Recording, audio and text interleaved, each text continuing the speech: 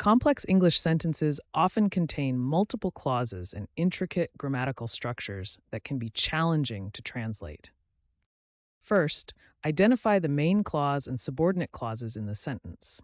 The main clause can stand alone, while subordinate clauses depend on the main clause and cannot stand alone. For example, in the sentence, although it was raining, the students went to school.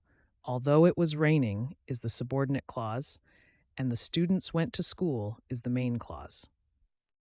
Look for connecting words or subordinate conjunctions that introduce dependent clauses. These include words like although, because, when, or which. Next, understand the logical relationship between these clauses. Is it cause and effect, contrast, condition, or time sequence? This helps determine the appropriate translation. Analyze the sentence structure to determine if it uses passive voice, inverted word order, or embedded clauses. These structures require special attention when translating. Breaking down the sentence into smaller components makes translation more manageable. Let's look at this complex example. We can identify the main clause, a contrast subordinate clause, and an embedded descriptive clause. By methodically breaking down complex sentences into their components, you can make the translation process much more manageable and accurate. Effective translation strategies are essential for accurately conveying meaning across languages. Our first principle is to avoid word-for-word translation. This approach often produces awkward, unnatural results. Word-for-word translation preserves structure, but often loses meaning and natural flow. Instead, focus on capturing the meaning first, then expressing it naturally in the target language. Our second principle is to understand structural differences between languages.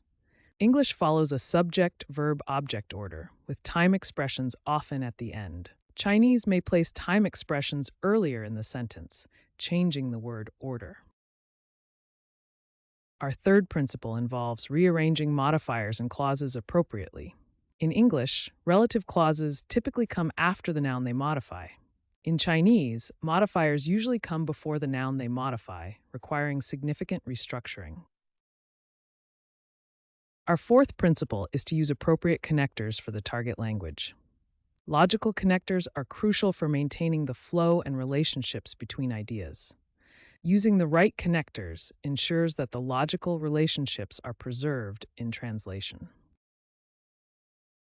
Our final principle is to review your translation for natural flow and accuracy. After translating, use this checklist to ensure your translation is effective.